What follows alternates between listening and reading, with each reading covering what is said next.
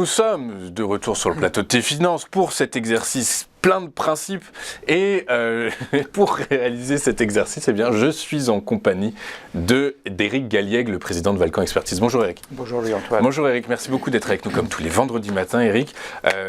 Nous avons l'habitude de vous écouter parce que pour nous, eh bien, vous synthétisez l'information financière et économique et vous la traduisez, vous expliquez quel est son impact sur les cours des indices actions. Du coup, quel est le bilan de la semaine Éric ? Le bilan boursier de la semaine est neutre, on va dire, pour les actions européennes. On reste accroché quasiment au plus haut historique, effectivement. On le voit sur le CAC 40 en très légère progression. Alors qu'aux États-Unis, on a baissé un petit peu. Bon, on peut même dire que finalement il s'agit d'une consolidation aussi. Idem pour l'euro qui est stable. Donc en fait, il y a eu relativement peu de mouvements sur la semaine, pris du jeudi soir au jeudi soir. Ouais, c'est ça. On est un peu en décalage par rapport à la clôture de fin de semaine, enfin la semaine classique. Éric, on va faire le tour de vos actualités en commençant par ce qui est finalement été une non-surprise, mais qui a très peu impacté finalement les marchés boursiers. C'est l'inflation en zone euro qui est ressortie supérieure à ce que le consensus attendait. Alors, ça n'a pas impacté le marché, mais c'était quand même une surprise. Par le fait que finalement, l'écart de la publication donc, de cette inflation harmonisée, donc calculée par Eurostat pour, par exemple, l'Allemagne, ou la France, on était en Allemagne à 9,3 contre 9% anticipé, en France à 7,2 contre 7. Donc il y a eu effectivement le sentiment non seulement que c'était un petit peu supérieur aux attentes, mais surtout aussi d'une forme de poursuite de l'accélération sur l'inflation hors énergie, en fait, sur la véritable l'inflation sous-jacente. Ouais. Donc en ce sens, c'est une mauvaise nouvelle. Si la hausse de l'inflation constitue une mauvaise nouvelle, c'est une mauvaise nouvelle. Ah bah c'est très clairement une mauvaise nouvelle, oui. C'est ce qu'on peut considérer notamment par rapport au taux d'intérêt et aux politiques monétaires. Alors c'est vrai que les marchés d'actions peuvent l'interpréter différemment, c'est le cas manifestement depuis quelques mois, puisque l'inflation est considérée comme positive, 100% positive pour les actions, manifestement. Alors est-ce que c'est considéré comme positif ? C'est un peu difficile à dire, en tout cas toujours est-il que ça peint l'impact que pourrait souhaiter d'un point de vue que la traduction fondamentale dans les cours de bourse de cette variable macroéconomique, effectivement, n'est pas totalement clair, en tout cas ça c'est sûr. Ceci étant, il y a d'autres facteurs, on verra notamment la croissance chinoise, les objectifs de croissance chinoise pour l'exercice 2023 qui ont été revus très récemment hier de façon non officielle mais qui devraient l'être le 5 mars prochain par les autorités chinoises, mais d'une croissance aux alentours de 6% en 2023. C'est aussi ça qui porte un peu finalement les marchés boursiers ces dernières séances.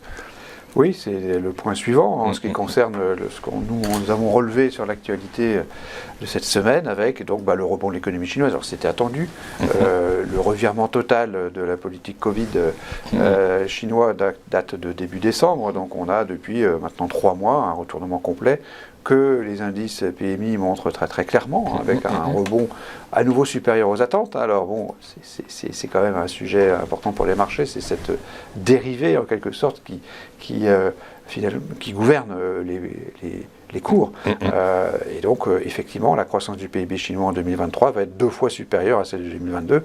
Alors 5,5 ou 6. Ouais, c'est ça, on verra, mais on n'est plus dans le niveau très bas donc, de l'année 2022, qui est lié à la politique zéro Covid et qui a donné lieu donc, à ce changement assez stupéfiant de politique sanitaire chinoise. Très clairement, puisque d'ailleurs les services, les perspectives d'activité dans les services en Chine sont ressortis ce matin. Le PMI Caixin sorti à 55 contre 52,9 le mois précédent et un consensus à 54,7. Donc on est sur des tendances plutôt extrêmement positives. D'ailleurs, c'est même pas plutôt, c'est totalement positif et très encourageant pour cette reprise post-pandémique en Chine. On va poursuivre vos actualités avec l'immobilier en Grande-Bretagne, les prix de l'immobilier qui dégringolent. Alors c'est une première baisse, effectivement, en glissement annuel. On peut toujours regarder d'autres indicateurs, mais le glissement annuel est quand même assez important, avec une baisse donc, de 1,1%. C'est la première fois depuis 3 ans que les prix baissent. La dernière fois, c'était pendant la crise sanitaire. Et cette baisse est la plus importante depuis 2012, depuis une bonne dizaine d'années. Donc ça montre clairement que la hausse des taux produit son effet sur des actifs, je dirais, qui qui sont directement liées au taux d'intérêt, à savoir donc l'immobilier, bien sûr, les obligations aussi, qui sont dans la panade, avec un crash obligataire qui continue, puisque les taux ont progressé d'une façon assez importante au cours de la semaine écoulée. Et donc ceci est bien sûr un élément négatif, notamment en Grande-Bretagne, pour lequel l'immobilier est un sujet peut-être plus important encore qu'en Europe continentale. Ouais, ça reste un sujet important dans toutes les économies développées. Est-ce qu'on peut s'attendre à ce que les prix de l'immobilier en France chutent de la même façon ? Oui, bien sûr. Parce que phénomène de hausse des taux est finalement un peu similaire. Peut-être que les politiques gouvernementales ne sont pas attaquées de la même façon en France qu'en Angleterre par les marchés financiers. Du coup, la hausse des taux pourrait être moindre quand même en réalité. La hausse des taux, elle est factuelle. On est à plus de 3%. En France, en Grande-Bretagne, on a des niveaux qui sont supérieurs et on a eu aussi une forte hausse. Non, on a un phénomène de hausse du coût de financement qui est très très importante. Les prêts hypothécaires, les attributions, les octrois de prêts hypothécaires sont en chute partout dans le monde finalement. Et donc ça précède toujours la baisse des prix. C'est bien ce qui se passe en Grande-Bretagne. On va la voir, il y aura une baisse des prix dans l'immobilier. Elle a déjà commencé et je pense qu'elle va durer plusieurs années. Et donc c'est un -1 dans votre scénario. On va finir par une surprise qui n'est qu'une moitié de surprise, c'est les dividendes mondiaux versés par les entreprises en 2022 aux actionnaires qui ont atteint un nouveau record. Ils ont pris 8,4% pour atteindre 1560 milliards de dollars. Oui, c'est une façon à nouveau de, je dirais, montrer du doigt la performance des entreprises, qui est tout à fait exceptionnelle et qui est un soutien indéfectible pour les marchés d'actions, bien sûr.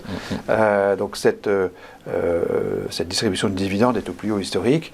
Si on rajoute à cela les rachats d'actions, on se retrouve effectivement dans une situation plutôt assez confortable, on va dire, pour ce qu'on appelle le retour aux actionnaires, actionnaires qui le rendent bien avec donc des cours de bourse qui poursuivent leur ascension, en tout cas sont très résilients. Qui sont très résilients, très complaisants, moi je dirais plutôt. Quelle est votre synthèse de la semaine, Eric ? La synthèse est neutre en ce qui concerne l'actualité. On considère qu'il y a une forme je dirais, d'annulation d'éléments positifs en ce qui concerne l'économie et les entreprises, en ce qui concerne la sphère réelle, et des éléments négatifs en ce qui concerne la sphère financière. Que ce soit donc l'inflation un peu supérieure aux attentes, ou le début de baisse des prix de l'immobilier résidentiel britannique. Donc ceci fait un équilibre avec, je dirais, un beau reflet de ce qui se passe depuis le début de l'année, à savoir une économie réelle qui est un peu flamboyante, en tout cas bien meilleure que ce qu'on pensait, et une économie financière, ou une sphère financière qui se dégrade. D'une part par la poursuite des politiques monétaires restrictives, liées à l'inflation notamment, et d'autre part par l'effet sur les biens capitaux de la hausse des taux d'intérêt et notamment de l'immobilier. Donc tout ceci nous fait une actualité neutre pour cette semaine. Une actualité neutre pour cette semaine, et donc je rappelle qu'on est du jeudi au jeudi. Du coup ce matin on a Silvergate, un nouveau scandale qui secoue la planète crypto, qui aurait probablement été un point négatif dans votre scénario. Ceci étant, comme vous avez l'habitude de nous l'expliquer, de toute façon, c'est un secteur qui est dans l'œil du cyclone et qui est un peu à la croisée des chemins. On attend de voir avec impatience comment ça va se développer tout ça. Quelle est votre recommandation, toujours à l'écart du marché action ? On est toujours à l'écart, à nouveau dans une logique d'investissement long terme pour des investisseurs donc, qui font du buy and hold en quelque sorte habituellement. Nous on considère qu'il faut rester là où on est et en termes donc, de recommandations de ne pas acheter maintenant. On a raté effectivement une dynamique haussière qui avait été confirmée à la mi-novembre. C'est vrai que les investisseurs dits de momentum ont pu prendre le train à ce moment-là. Donc on l'a dit à l'époque, mais c'est vrai qu'aujourd'hui on considère que le niveau de risque demeure élevé et que de ce point de vue-là, le risque est vraiment du côté de la sphère financière. Il y a peu de monde qui l'avait vu cette hausse, de toute façon, cette hausse de fin 2022, qui est caractérisée plus ou moins comme celle de l'été 2022 en août, où les indices européens avaient cru de façon totalement inexpliquée, apprenant à contre-pied tous les analyses, qu'ils soient financiers ou techniques, personne n'avait vu cette hausse en réalité. Donc, Oui, c'est un des grands paradoxes, effectivement, des marchés, avec, me semble-t-il, aussi les effets de la structure de marché qui est très dominée par des par les options. C'est ça, les options, par les algos. Par des options. Et donc des mécanismes de marché qui se mettent en place et qui ne sont pas contrariés par des investisseurs contrariants qui viendraient s'opposer à ces tendances parce qu'il n'y en a pas ou il y en a peu, ou voire plus du tout. Et donc c'est des phénomènes totalement auto-entretenus qui se mettent en place avec des phénomènes donc de rachat du short, purement technique, des phénomènes d'investisseurs qui courent après le papier, comme on dit, et qui alimentent la hausse parce qu'ils ne faisaient pas partie du début de la hausse, etc. Et puis, ça s'est conclu par des bonnes nouvelles d'un point de vue conjoncturel. Si on parle de cette période des 4 derniers mois, c'est vrai que, ou les 6 derniers mois, si on date le début de la hausse de fin septembre, qui était un point bas, c'est vrai qu'on termine par des bonnes nouvelles. Une économie résiliente, une économie... D'un point de vue sphère réelle. D'un point de vue économie réelle, effectivement. Après, on élude complètement les impacts sur la sphère financière, et notamment... Vous parlez du resserrement monétaire, en fait, en gros, c'est ça Absolument, ouais, c'est ça. Effectivement, du coup, vous avez raison, mais bon, donc du coup, vous êtes toujours à l'écart du marché action, et avec vos raisons qui sont tout à fait entendables. Eric, merci beaucoup, président Eric, président de Valcon Expertise, qui est avec nous tous les vendredis matins. On marque une rapide courte page de publicité, nous on se retrouve dans un instant pour la suite et la fin de cette édition du 3 mars 2023, tout de suite sur TF Finance.